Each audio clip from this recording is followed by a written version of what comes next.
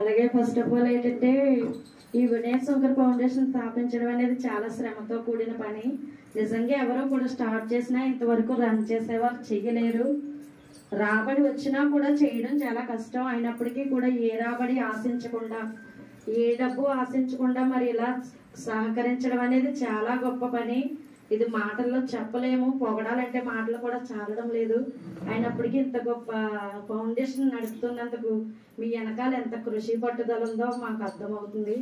వినయ్ గారు మరి మన మధ్య లేకపోయినప్పటికీ కూడా వారి పేరు నిజంగా భూమి మీద ఉండి 100 సంవత్సరాలు బ్రతికి వారు ఎన్ని మంచి పనులు చేసినా ఒక 5 సంవత్సరాలు 10 సంవత్సరాలు మాత్రమే గుర్తుపెట్టుకోగలం.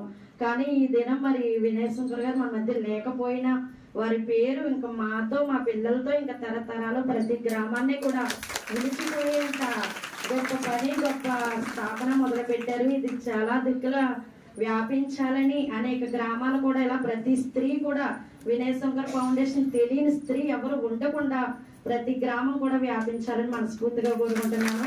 అలాగే సహకరించిన అన్ని సహకారాలు కలిస్తేనే ఈ పని జరుగుతుంది. సార్ గారికి మేడమ్స్ కూడా చాలా బాగా సహకరిస్తున్నారు. వాళ్ళకి మనలాగే బోల్డ్ ఫ్యామిలీస్ పనులు బోల్డ్ ఉంటాయి. అయినా మరి రూపా మేడం గారి గురించి చెప్పుకోవాలంటే ఇంకెంతైనా చాలదండి. భయంకరమైన ఎండల్లో మేము ఇక్కడికి రాలేకపోయేవాళ్ళం. అయినప్పటికీ కూడా మేడం గారు 10 గంటల కంటే 10కి ముందే వచ్చి కూర్చునేవారు. చాలా ఆమె మరి బోల్డ్ పనులు చక్క పెట్టుకుని మేడం గారు వస్తున్నారంటే మాకు చాలా ఆశ్చర్యం వేసేదండి. జీతాలు తీసుకున్నా కూడా ఎవరు అలా చేసేవాళ్ళు లేరు. కానీ ఈ ఫౌండేషన్ యొక్క పేరు నిలబడాలని మేడం గారు చేసిన పట్టుదల కూడా చాలా బాగుంది. నిజంగా ఆమె ఏమాత్రం కోపగించినా, చేదరించినా, మమ్మల్ని ఏమాత్రం ఇలా అలా చూసినా మేము పేరు మొత్తం ఫౌండేషన్కే కదా వస్తుంది. ఏదైనా ఘనత దానికి మూల కారణం కూడా మేడం గారే. అందుకని అభినందించాలి. చాలా థ్యాంక్స్ అండి. మేము ఏదో చేసిన వారు గ్రూప్ గా పెట్టుకుని ఇప్పుడు డబ్బులు సంపాదించవచ్చు.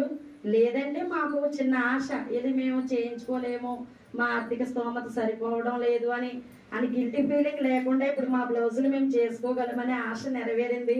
అందుకే చాలా థ్యాంక్స్ అండి. నిజంగా ఇంకా మాటలు సరిపోవడం లేదు, ఇంకా చాలా వస్తున్నాయి కానీ అతిగా మాట్లాడకూడదు, క్షమించాలి. చాలా చాలా థ్యాంక్స్.